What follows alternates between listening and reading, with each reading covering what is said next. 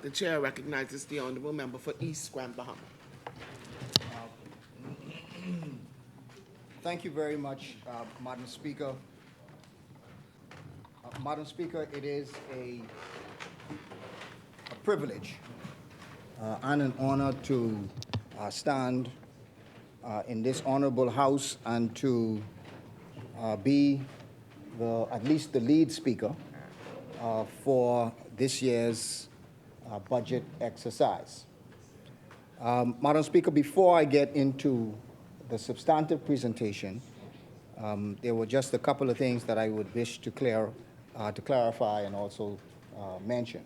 First, I want to just bring condolences on behalf of myself and the rest of the constituency for the loss of Patrice Rowe, who was a team member of ours who passed away recently from cancer.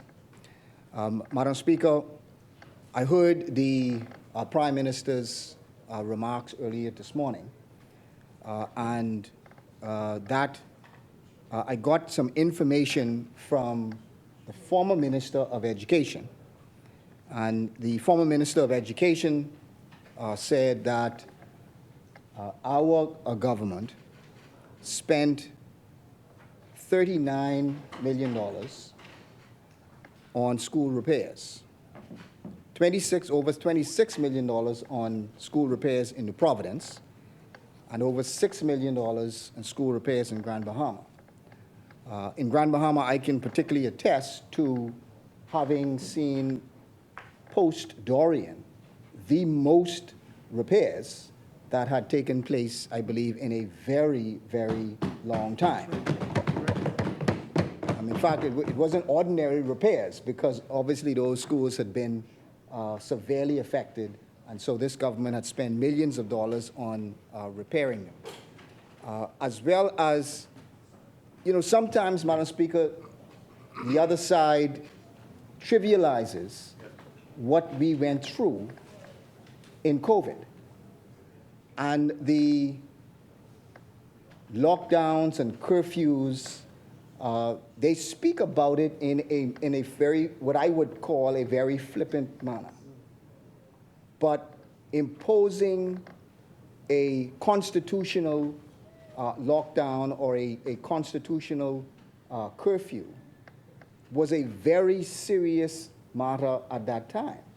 And the fact that you had to do it, one, was done based on medical recommendations, and two, it actually saved thousands of lives. So we cannot just trivialize it by saying, these things had happened and there's no effect of it and so on. Madam Speaker, I also was particularly disappointed in a comment or what was said to be a question that the Prime Minister spoke about. I know he clarified it and he said it was a question, but it was particularly disappointing that one would speak or ask a question which, as the Minister of Finance, you would actually know the answer to this. That you would speak and ask a question in a way to assert that such a thing would have happened. And that is the question with respect to these credit cards for cabinet ministers' spouses. That really, I think, was punching below the belt. And as a statesman, I would have expected that one would not have gone to the length of speaking about anyone in this House spouses. And so that particularly was very, very disappointing. Madam Speaker, this year we celebrate 50 years of independence. The chair recognizes the honourable member for West Grand Bahama and Bimini. And of course, we don't intend to interrupt at all. But just for the record, though, there are two things. First of all, I think it's important for us to point out that at no time does this side trivialize the lockdowns or what had to be done, and we think truly, every time you speak and we about it, you also, trivialize we also accept the recommendations that came from the professionals. At no time are we trivializing that work and the fact that many lives were in fact saved. But secondly, insofar as the spouse is concerned, I think the Prime Minister this morning, when he raised the question, the truth is, we must remember, there was an increase in what was given spouses and provided for spouses on trips. There was. That didn't exist before. That never existed how many before. times has spouse been on That on never any trip? existed It's a before. different But it point. is a It's a question. totally different It is a point. point. It's a totally It is a different point, point. Madam It is a Speaker, totally just for the different record, Madam Speaker. Thank you, Honorable Member.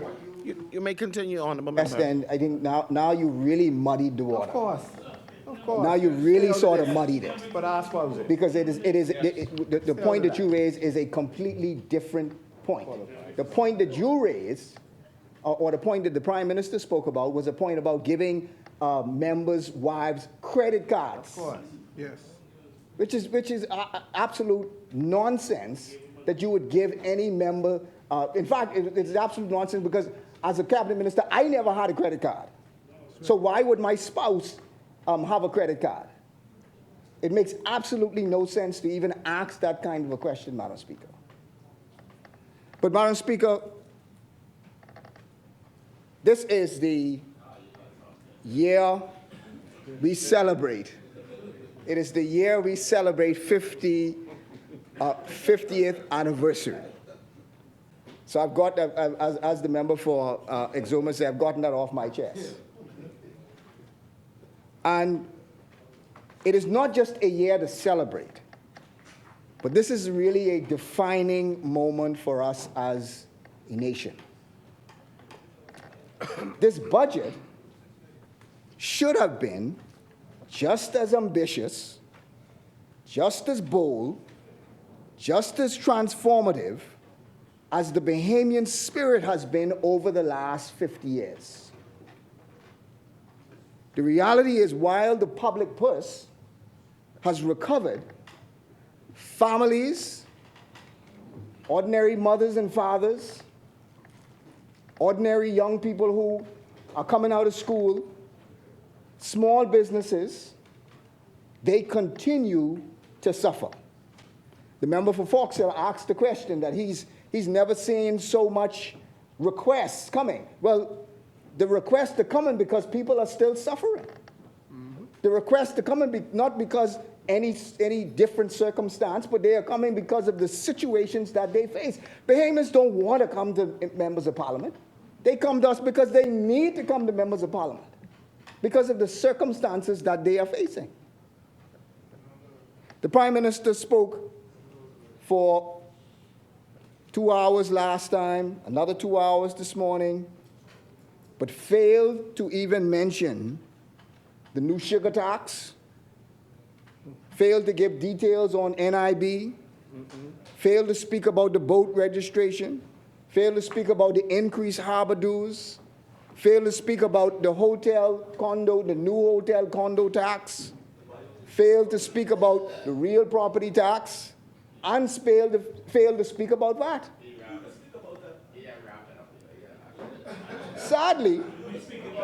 Sadly, this budget does not provide any assistance for the national contentment or security. It doesn't address those things at all, and treats the private sector with contempt and disdain. Unfortunately, this budget is still out of touch with the everyday challenges that Bahamians are facing. The budget lacks the vision to mitigate the severe effects of inflation, and this was again spoken by the member for Vauxhall. The member for Vauxhall said crime may be a difficulty, but he believes that inflation is the most serious thing. But I agree with him that inflation is one of the most serious things, and this budget fails to address inflation. Does nothing to reduce the high unemployment. It is void of ideas to advance the ease of doing business and digitization, and makes it more and more expensive and difficult to do business. Yes, sir. This is not, and I stress not, a budget for the people. Madam Speaker, the PLP government has been nothing but consistent. If anything, they've been consistent. They have been consistent lawbreakers. There is one law for them and another law for everyone else. And this budget is no different. They are consistent in breaching the Central Bank Act and had to come to Parliament to clean up the illegal loan that was provided by Central Bank. They consistently breached the Procurement Act. Yes. They did not follow the Procurement Act in the bidding process or in the process of choosing someone for the proposed new prison. A new prison that has increased in cost without what I say is sufficient explanation. They do not provide details of contracts awarded, and they have not produced the required annual report on all procurement activities. All of this is lined up, not just in the previous Procurement Act, but in the one they passed. It is in the one that they passed, which they, again, have refused to follow. They are consistent lawbreakers. They have been consistent when they breach their own Public Financial Management Act by not submitting the legally required reports from the Fiscal Responsibility Council. Remember the Fiscal Responsibility Council? There are now 3 reports that the council has not submitted.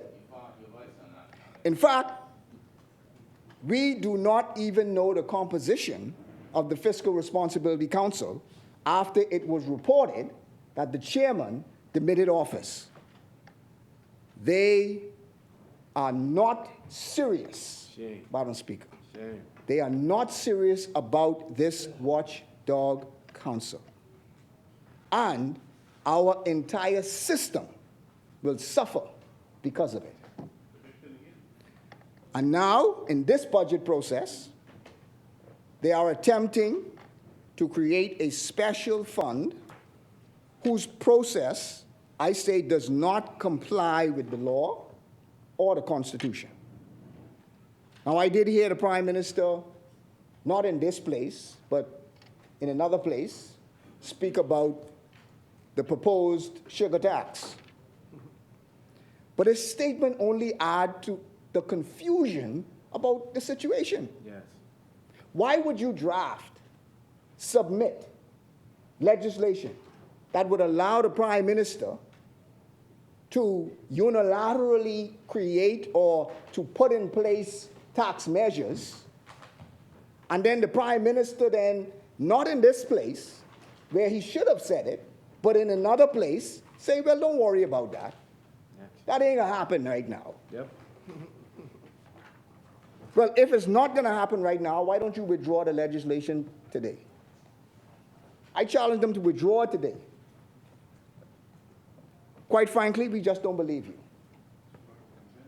You said there was no new taxes, but yet there are taxes and there are fees.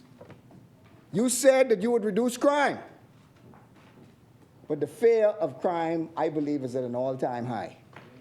You said that you would provide funding for small businesses to the tune of $50 million, but you have not. You said that you would reduce the cost of electricity. It's going up. The cost of electricity has actually gone up, as opposed to them reducing the cost of electricity. People, unfortunately, just do not believe this government. Madam Speaker, the Public Financial Management Immigration Levy Fund bill, which was tabled, it does create a special fund. Now, this fund seeks to collect revenue derived from levies or taxes that are paid from under the Immigration Act and that are also paid under customs. I want you to get this, Madam Speaker, because what this piece of legislation does, I believe the PLP has a fundamental challenge with this levy as it is presented. We take strong issue with the amendments to the Immigration Act and the Customs Management Act that seek to delegate taxation powers down to the minister. How can we in this House agree to give a minister the ability to tax without knowing what the amount of tax is? Willy-nilly. How could we agree to delegate that to a minister when we don't know who will have to pay this tax? How could we agree to give this and delegate this over to a minister when we don't even know what items will be taxed? The amendments would allow for the minister to unilaterally establish and set these mandatory rates and levies to be charged to taxpayers. Why would we give the minister the ability to set any rate on any item in any circumstance? Why would we even agree to do that? When this is the place where you should be presenting what should be taxed, why it should be taxed, and you should be justifying those things to the public. The entire premise, Madam Speaker, of every democracy is that there is no taxation without representation.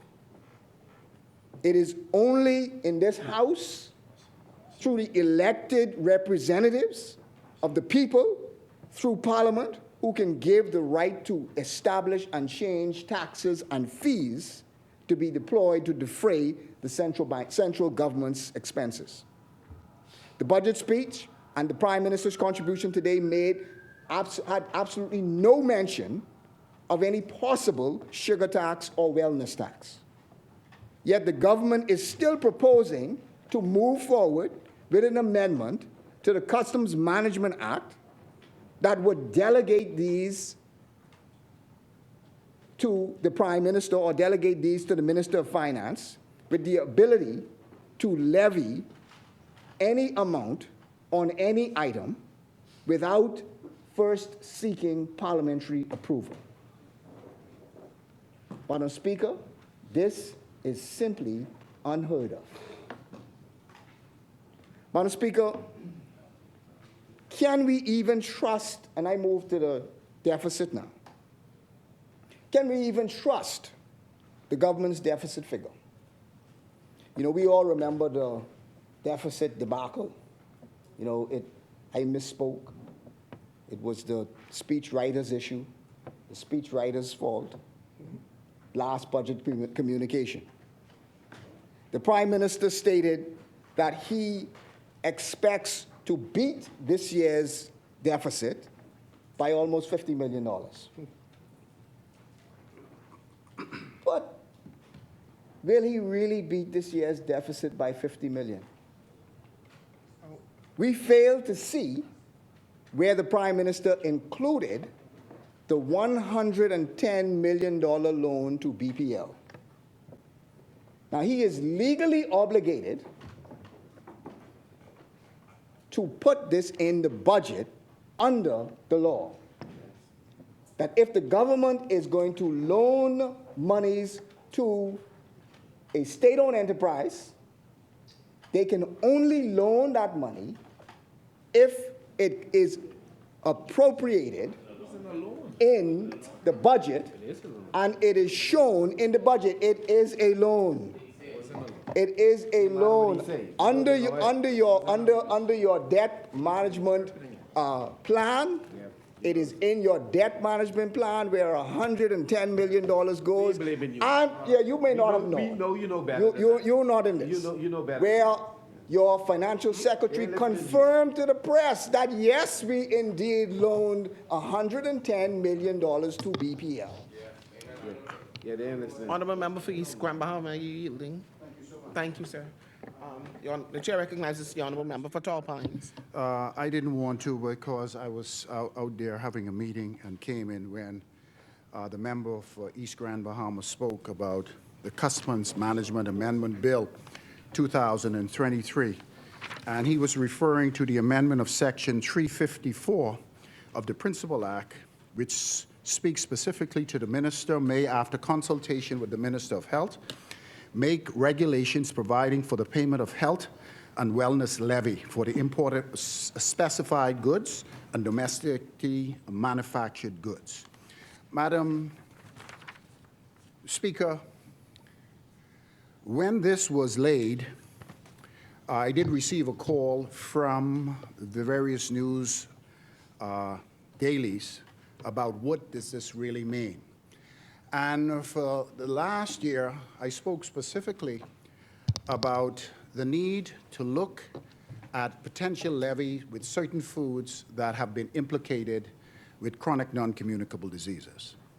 I made a statement indicating that the Ministry of Health and Wellness, based on recommendations from PAHO and WHO, were looking at the possibility of putting deterrent tax on sugar-sweetened beverages, industrial-produced trans fats, to eliminate them out of the country, and to put a tax on naturally recurrent trans fats.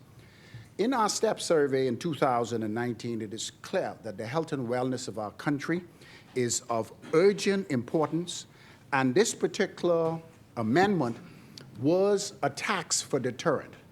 I made reference to it, and the Prime Minister made it very clear in the dailies that this tax is not to be implemented in this year's budget. No, let me finish. Let me finish. This bill allows us to go through the consultative process and the education process throughout the Commonwealth of the Bahamas and speak to the various industries. Strategy. But this is definitely something that is not going to happen in this budget cycle. So why are you bringing it as if it is a part of this cycle? No, there is no need to withdraw the bill. It is not in this budget. It is not in this budget cycle. That's what I want to clarify. So for him to make it appear to the Bahamian people that this tax... Let me finish. Let me finish. No, let me finish. There's no need to withdraw the bill. What letter? No. Listen here. Just as your Minister of Health... Honorable members. Your Minister of Health in your last administration did the honorable thing to push for this particular, and I, as the Minister of Health, based on the domino theory that is taking place in the entire region, it is my responsibility. But I am only one voice around the table. The reality is, no, there's no need to withdraw this bill. This bill is to foreshadow what is potentially to come with the representation and consultation with the Bahamian people. Thank you, honorable member. After listening to the member for Tall Pines, I am even more opposed. I am even more opposed to this bill. We are even more opposed to this bill. Because what they are attempting to do is to put in place a mechanism where they can put in place a tax without first coming back to this house and telling the people what the tax is. So we don't support it. The chair recognizes the honorable member for Tall Pines. Rest assured, and I can inform to the Bahamian people that no tax will come in place without consultation with the Bahamian people and consultation with the industry in the Commonwealth of the Bahamas. Yeah, okay then. Okay, when that time comes, we'll deal with it. Let me say something.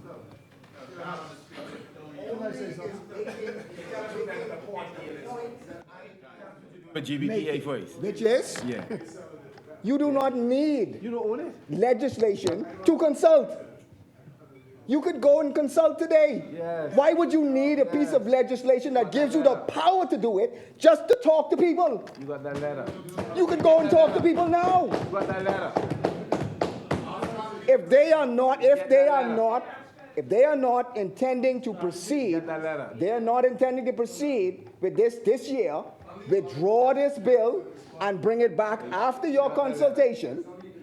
Bring it back after your consultation, and then let's debate it after your consultation. Because your consultation may actually come back and tell you, do not bother with this. But you would have already put in place the mechanism to collect it. We don't believe you. We don't believe you. We do not believe you. We don't believe you. We don't believe you. Members, See yours. the chair recognizes the honorable member for They don't Thompson. believe you either. We see yours.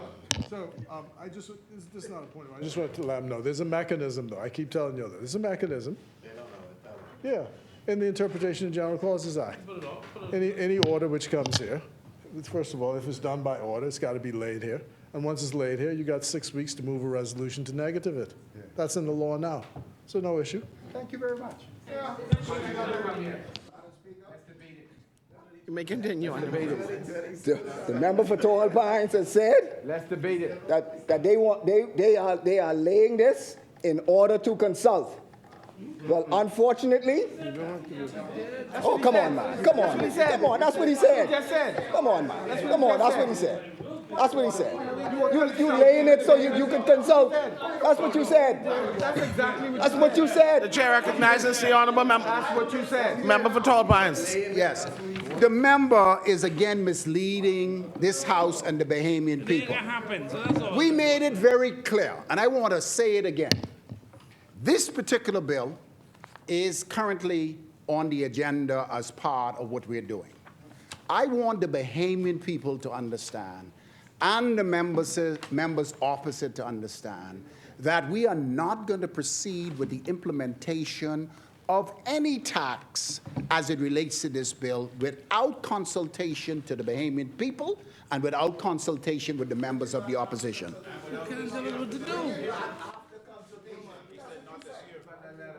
After consultation. Madam Speaker, I move on.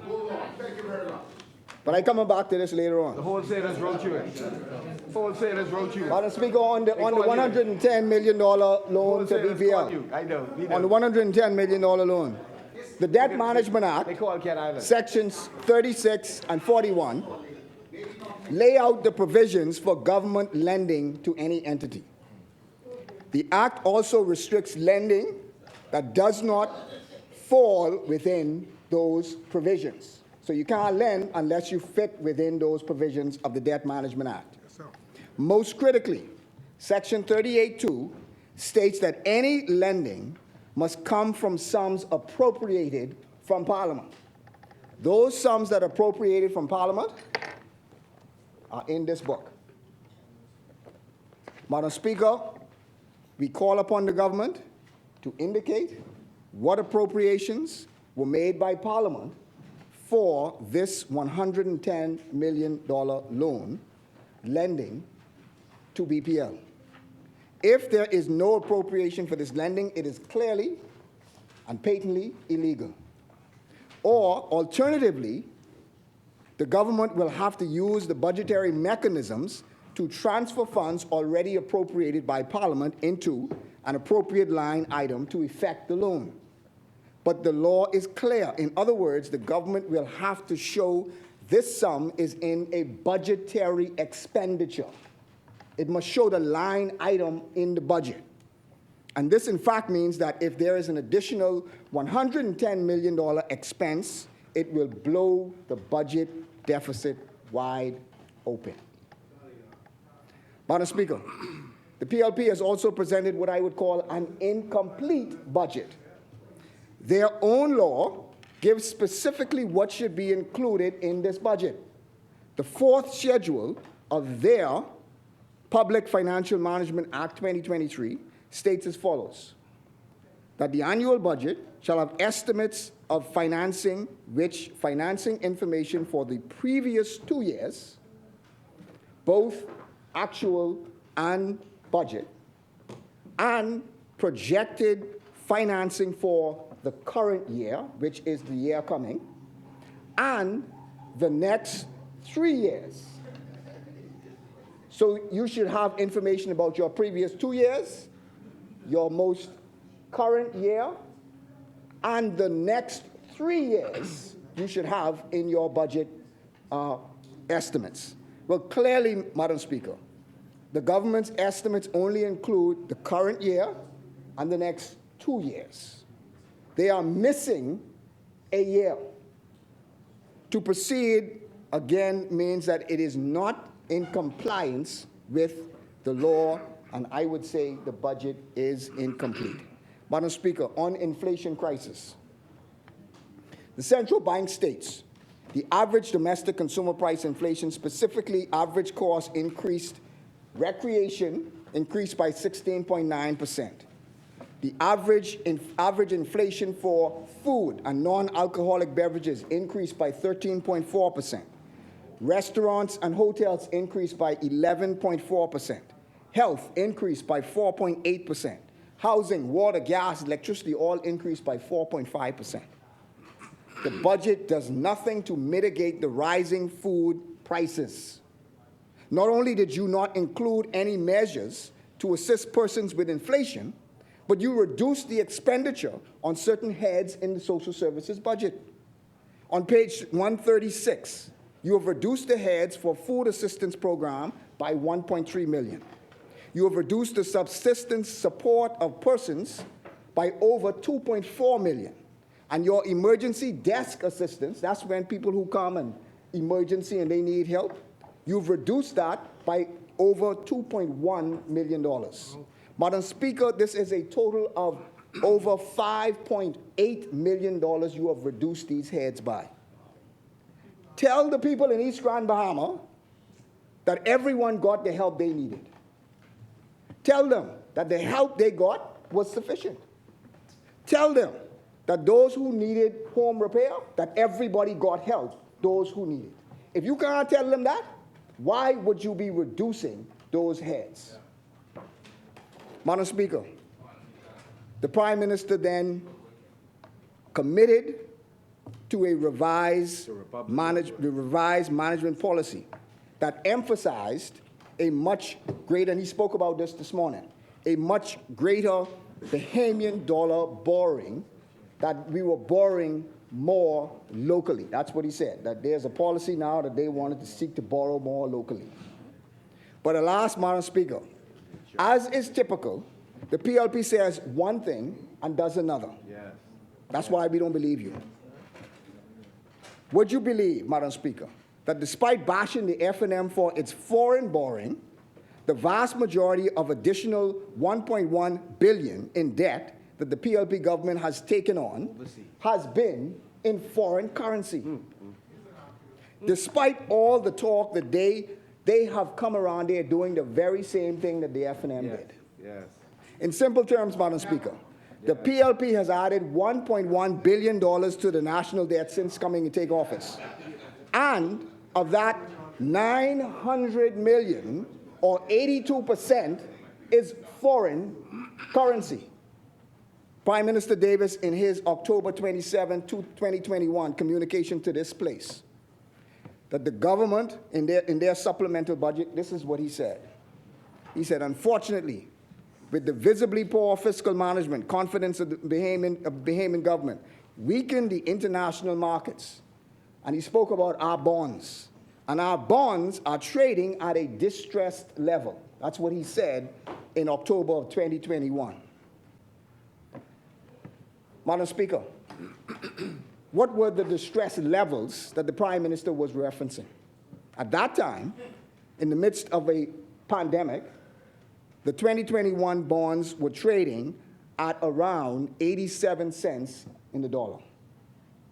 87. If the Prime Minister concluded that poor fiscal management was the reason for the significantly discounted value of the bonds at that time, then what does he say when just only yesterday, June 6, 2023, the same bonds were trading at 75 cents to the dollar. When they came, it was 86. Now, it is 75. And they criticized us for it. They said it was because of our bad management. But now theirs is lower.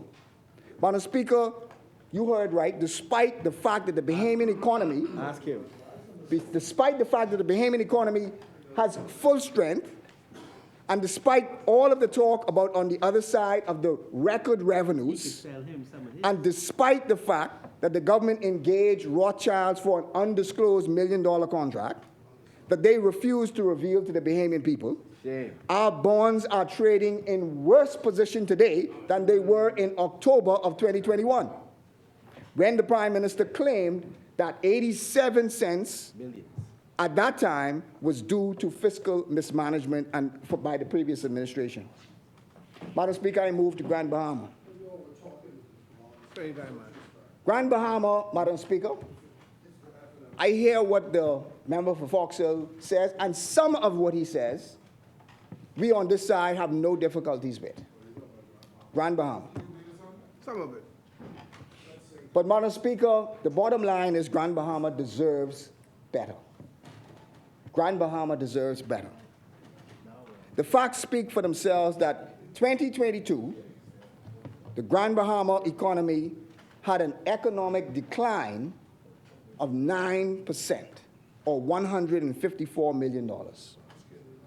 With no hurricanes, no COVID-19, but you had a worse decline, and I believe Grand Bahama has probably declined worse than any place else in the country. With no COVID and no hurricane, 9% decline. This is simply incredible. No Hurricane Dorian, no COVID-19, and yet you have declined by 9%. 3 PLP ministers live there. 3 PLP ministers live there. We have heard about the airport project. We still have not yet seen any details about this project. We must ask, and I ask this genuinely, because, sip, sip is sip, sip. Fix it. There's talk and stuff out there. But what amount of dredging is being proposed in the airport project? Dredging. What amount of dredging is being proposed in the airport project? And who will benefit from the removal of Bahamian resources? I leave that right there. 3 ministers. The chair recognizes the honorable member for Exuma Right Canada. Was ranting and raving about a question being asked by another member, and he does the same thing. It is shameful, Madam Speaker. Oh, now it's shameful. Okay, yeah. Now it's shameful. The resources of any mining project, a property owned by the government, is the property of the government and shall always be the property of the government until there's some transaction. Otherwise, in this case, there is no such intended transaction. Y'all don't disclose. We don't find out anyway. You don't disclose. Thank you very much, member for Exuma. Non-disclosure agreement. Now we know that there is some dredging that is being proposed, but the government hasn't yet decided on where it should go. What I said was, now we understand that there is some proposed dredging there is dredging that is being proposed. The government will own it, and the government has not yet decided on who or what should happen to the dredging material. Yes, that's what I said. Yeah. Until you decide, because you haven't yet decided. Until you decide who it should go to. You in education, so don't worry about that. Madam Speaker, the proposed, and I leave that there, because dredging in Grand Bahama is a very, very serious and very emotive undertaking. I leave that there. The proposed hospital, or should I say, the proposed clinic that is being proposed in Grand Bahama, that ground was broken for, again, I say fail to fulfill what is really needed in Grand Bahama. This means that you will not be getting a new hospital for many, many, many more years to come. We are still waiting to hear what's happening with the hotel, but mum's the word with what's happening with the hotel. Now I understand. Now I understand that we are having a employment project that is worth, I think, $4.7 million. I think the Prime Minister said $4.5 million. But you have taken away, you have taken away in your, I'm not yielding. You have taken away over $4 million. You've taken away over $4 million from the beautiful Grand Bahama project. Point of order? State the point of order. What is the point of order? The chair recognizes the honorable member for Yamagra. Mr. Speaker from Kalani. You want to be the speaker also? You want to be the speaker? What's the point of order? Madam Speaker, I just needed some clarity. The member is, Madam Speaker, the point of order is the member opposing the hospital building in Grand Bahama? Because That's a question. I just need clarity. You're making this East Grand Bahama. He will be having an employment project of $4.5 million. But you are taking over $4 million from the beautiful Grand Bahama project, which hired many people. Well, if it's the same project, say it's the same project. Do not make it appear as though this is a new employment project, because the same people who were employed by the beautiful Grand Bahama project will be the same people who are employed by this new $4.5 million. So there is no new employment project. There was almost 300 people that was employed by the beautiful Grand Bahama project. And I thank you for that project, because plenty of people in East Grand Bahama were employed. But there is no new project. All you are doing is continue. You move $4 million from one head to another head. That's all you did. Madam Speaker, the PM also spoke about domestic economic conditions. Sleight of hands. He spoke about domestic economic conditions. Yes, the Bahamas had growth of 14%, which is very welcome news. In fact, they keep saying that they met in place a recession. They met in place an economic disaster. Untrue. But what they met in place was a growing economy, because in 2021, the economy grew by 13%. In 2022, it grew by 14%. So when they came into effect in September, it was actually growing. Yes. So they met in place a growing economy, Madam Speaker. They met in place revenue that was be above projections. Yes. I caution the government, though, to read the central bank's report, which states that growth is slowing as we reach the end of the COVID-19 recovery. Also, the PLP is not doing enough for family island development. For example, Abaco, Long Island, Eleuthera, and Michael all had an economic decline. The most interesting thing about this, though, is that from 2020 to 2021, all those islands had an economic boom or an economic increase, upgrowth. They had growth. in 2020 to 2021, it was economic growth. But after 2022, or during 2022, it went down. Go Google it. It went down. Google Check, it. check the statistics. Check the statistics. Go Google it. Yeah. The PLP has simply wasted an opportunity. They've wasted an opportunity on the Family Island Capital Fund. Madam Speaker, you remember last year. Last year, there was when they mentioned that they were doing this Family Island Fund, everybody was bombing on the table. Bombing. Break up the old Oh, we're going to do wonders in the Family Islands.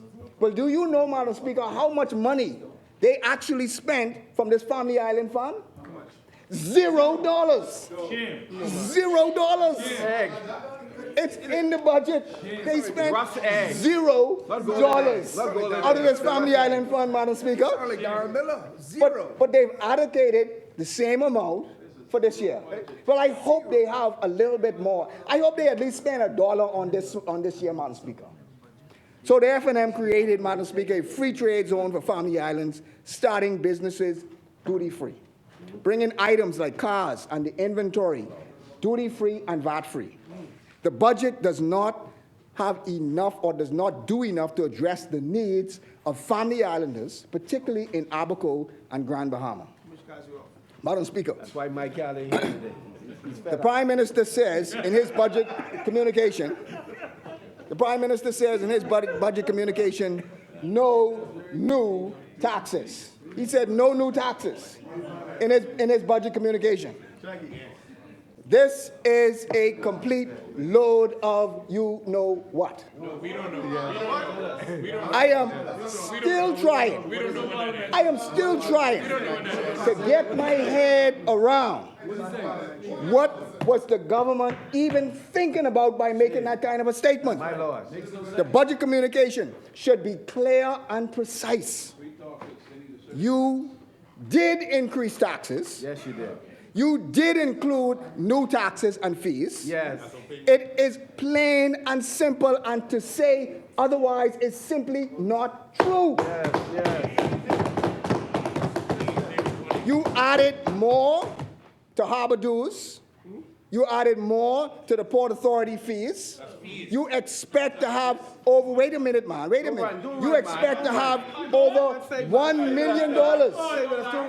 You expect to have more than over $1 million in harbor dues. This will translate into higher shipping costs and higher import costs. So don't say that only 5% of Bahamians will be affected, because when you do this, all of Bahamians will be affected by the increase in costs. Bahamians will be paying more for food, more for gas, more for clothing. There is also an apparent new condominium tax on page 15 of the revenue stream. It's a new condominium tax. Listen. In fact, they expect to receive $2 million on this new condominium tax. You even call it a tax. So how could you then say that there is no new taxes? Under the new Business License Act, Madam Speaker, hotels, IBCs, insurance companies will be paying more, which translate into higher costs for Bahamian consumers. Yes. Then there is this new tourism environmental tax. They call it a tax. That's what they call it. We didn't say tax. They call it an environmental, tourism environmental tax. Interchangeable.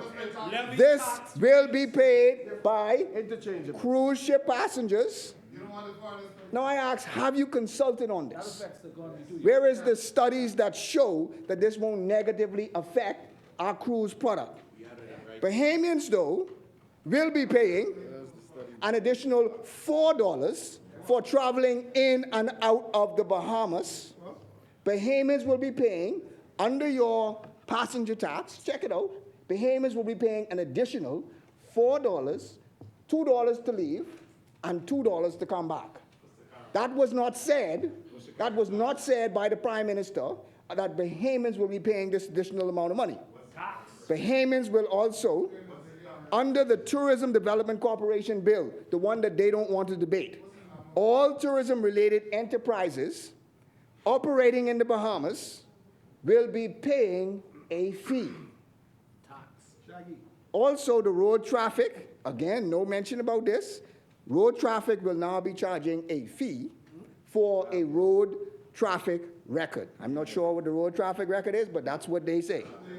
Also, on the sugar tax, studies have showed, and I made this point before in the House, that studies have showed that yes, putting in place a tax on sugary items does to some extent bring the use of that item down.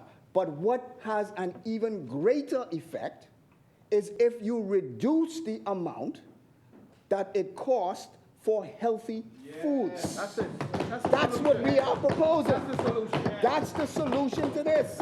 Reduce the cost on healthy foods. Yes. So, Madam Speaker, the F&M calls on the government to first, we call upon the government to first implement subsidies for healthy foods. Members, We call upon you to first implement subsidies for healthy foods, such as fruits and vegetables, before you increase the tax burden on working Bahamians. Madam Speaker, Restrain yourself. Restrain yourself. in the VAT bill, there is a section that deals with vacation home owners, Airbnbs. Now, Madam Speaker, we have a very strong Airbnb market that continues to grow. This provides a steady stream of income for Bahamians, but more importantly, it provides a steady stream of ownership for Bahamians in this tourism market. In fact, many Bahamians have opted to stay at Airbnbs when traveling locally. I stay in an Airbnb when I travel to Nassau. But the amendments made to the VAT Act, you have just made it. See, I'm not tuning into that. You have just made it more expensive.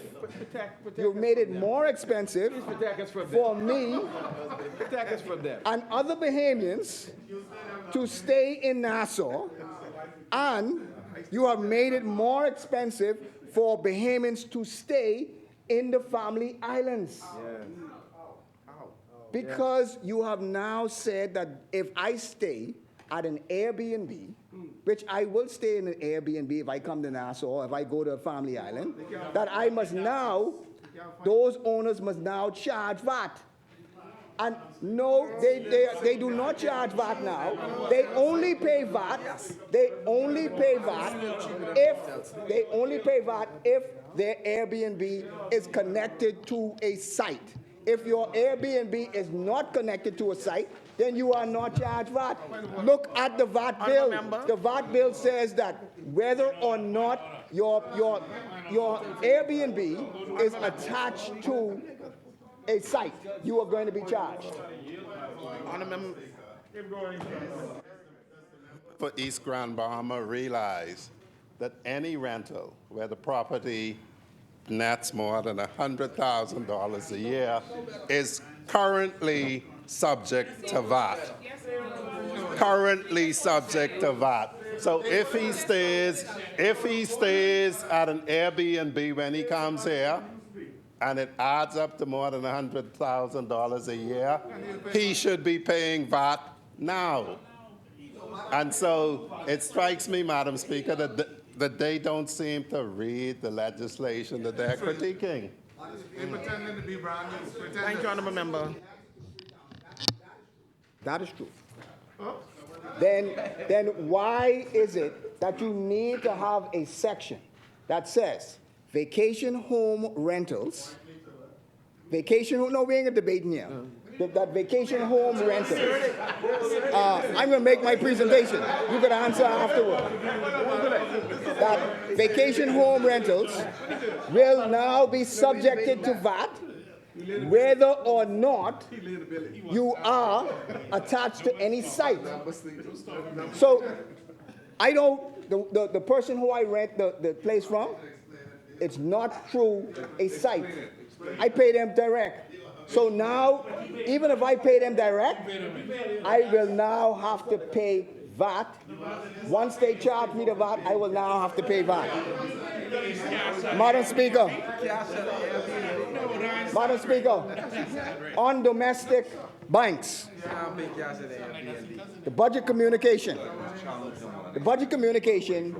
is known for what it says, but more importantly, for what it does not say. The budget communication is known for what it says, Tremendous omission. but more importantly for what it does not say. Gaps. Madam Speaker, 2 cabinet ministers spoke publicly of their displeasure of what the banks are doing to people, particularly in the Family Islands. Activists. This budget communication said absolutely nothing about it. They ain't listening to you, you might as well join. They said, this budget communication said, it didn't even acknowledge that there is a problem with banking in the Family Islands. The Prime Minister took 2 hours last time and another 2 hours this morning. And I suspect he can take another 3 or 4 hours afterward. But did not mention anything about even acknowledging that the 2 cabinet ministers, yes, they are right, yes, there's challenges, and here is what we can do about it. It was completely silent about anything to do with domestic banking. The plight of our people. Madam Speaker, one would have thought that this would have featured as a high priority to addressing and fixing this very serious problem. 2 cabinet ministers in this place spoke about it. And one chairman. 2 cabinet ministers And a chairman. and a 3 chairman positions. spoke about it. 3. So one would have thought that the budget communication, that the 2 hours that the Prime Minister took today was going to at least mention and acknowledge that something is going to be done about fixing this challenging problem, Madam Speaker. So y'all doing it with the port. Mum's the word, Madam Speaker. Mum's the word, as it said, when it comes to what this government is going to do to help those persons in the Family Islands. What are they going to do to help those struggling Family Islands, Madam Speaker? Madam Speaker, the sand dollar, the central bank's digital currency, is the first in the world. When did it happen? When did it start? Countries all over the world are watching what this central bank is doing and what happens with this central bank currency. Countries from China, the US, all over the world are coming and asking the central bank, what's happening, how is it working, what's going on, how is it developing? And there was no mention whatsoever on how the sand dollar will be advanced or integrated in the public sector. The FNM, Madam Speaker, started the process of allowing it to be used to pay for government services. What is the progress on this? What is happening with respect to that project? One of the things that we were very focused on, Madam Speaker, one of the things we were extremely focused on was how do we advance the entire digitization project? And I am actually with the member for Urbane and Grandstown. I want him to succeed. I want him to build on the things that we started. I want him to succeed, and I want him to build, because that was a major pillar. Minister of Digitization. That was a major pillar in the previous government's economic plan on how we continue this And I hope that the member for Bain and Grandstown, when he speaks, will give us a complete report in terms of what's happening with it. How are you proceeding? No, I want him to succeed. I want him to succeed. Madam Speaker, travel and subsistence. Oh, yeah. Let's hear it. Finally,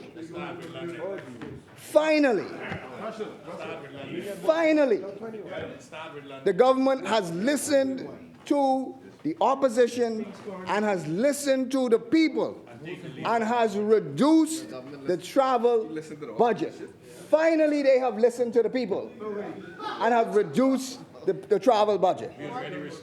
However, it is still higher than the F&M budget of 2021-2022.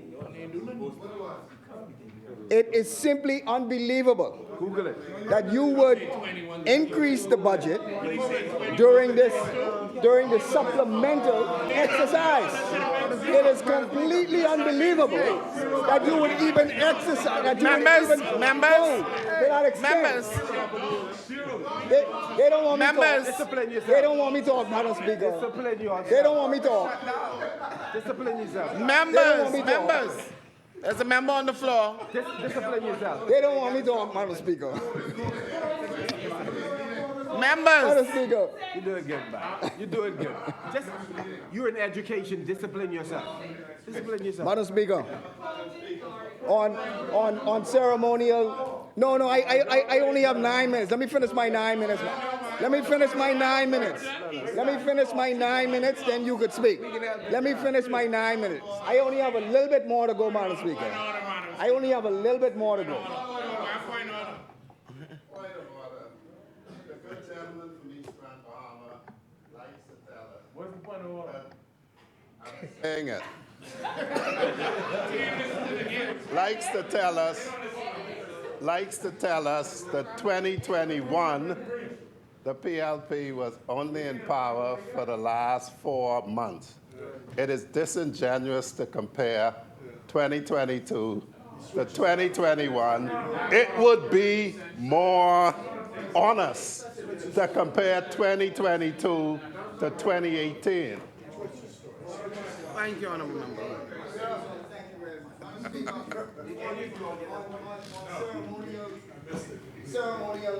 Ceremonial I spending think in the cabinet budget. Madam Speaker, I cannot understand how you could spend over $3 million in 9 months on ceremonial events for this budget year. We going back to it? And we have also budgeted another $3.4 million for ceremonial events for this year. So we spent $3 million last year, and we budgeted another $3.4 million this year for ceremonial events. I understand. You can't even count that one. That it is the 50th anniversary. I understand that. But why have a party when the ordinary people are still suffering? That's what it was. That's what it was. Why have these events when the ordinary people are still suffering, Madam Speaker? I believe, Madam Speaker, that the committee wants to measure MPs for 26. ceremonial jackets. 26. So, Madam Speaker, I didn't get measured. I'm not getting measured. I do not need a ceremonial jacket. I could buy my own jacket. I could wear my own jacket. And I suggest, Madam Speaker, that we give the amount that they were prepared to spend to pay for a jacket for me. I suggest that you give that to a homeowner in East Grand Bahama to fix their roof or to fix their house. Because, Madam Speaker, It doesn't add anything to me for you to buy me a jacket to a pair. So, Madam Speaker, Members, again, small business assistance, Madam Speaker. You committed, the Prime Minister said, that they were going to give $50 million for small business assistance. He didn't say that. I listened to this previous communication. To the previous communication. He said they were going to spend $250 million over 5 years. He didn't say they were going to spend $50 million this year. That's a difference. Because if you look in the budget, there is no $50 million for small business development anywhere in the budget. We ask you to present to us where in the budget or where else you are going to provide $50 million for small business for $50 million. Now, Madam Speaker, as I begin to wrap up, there are a few things that I believe this budget should have included. Because the Prime Minister made mention about us, not, and the member from Marco City is going to lay out a complete economic plan for our country. He's going to lay out a complete strategy, a complete economic strategy. 2031?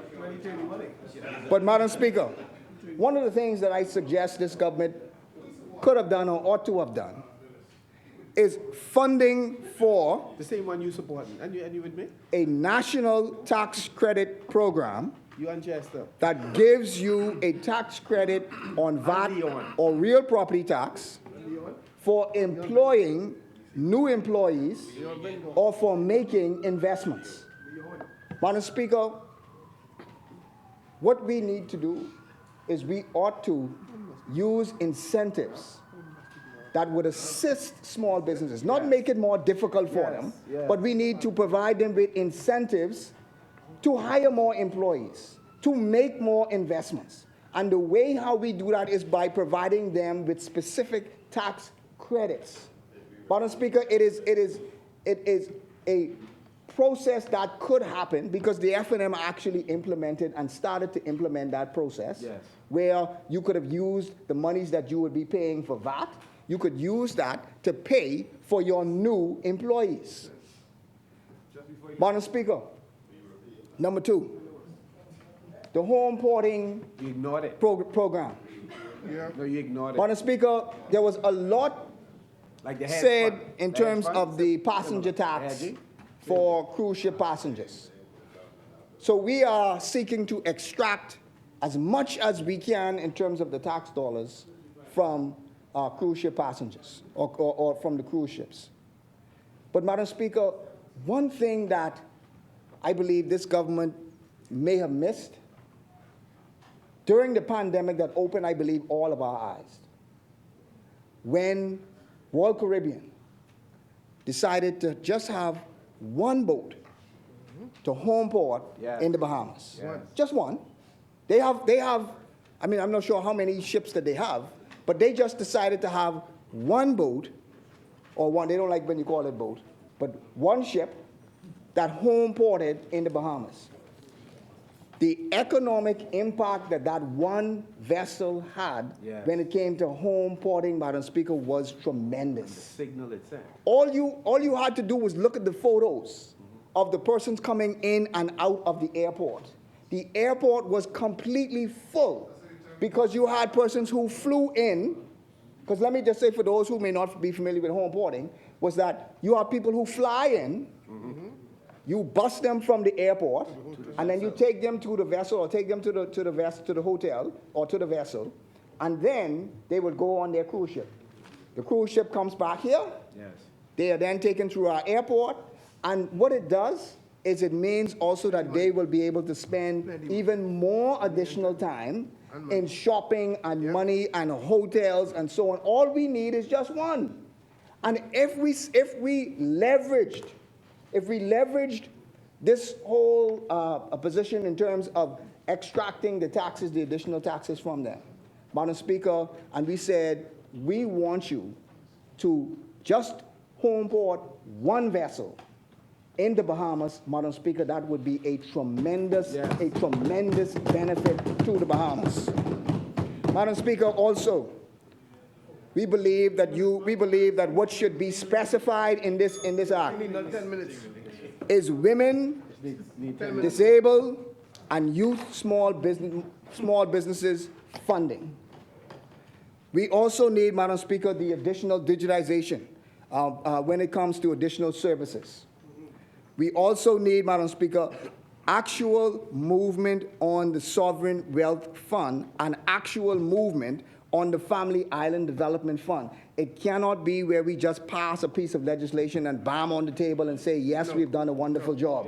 We must actually implement those things and fund them, and then once we fund them, we must actually see it through so that it actually brings some benefit to us, Madam Speaker. Also, Madam Speaker, we must increase funding for Bahamians so that they can develop family island Airbnbs. That's right.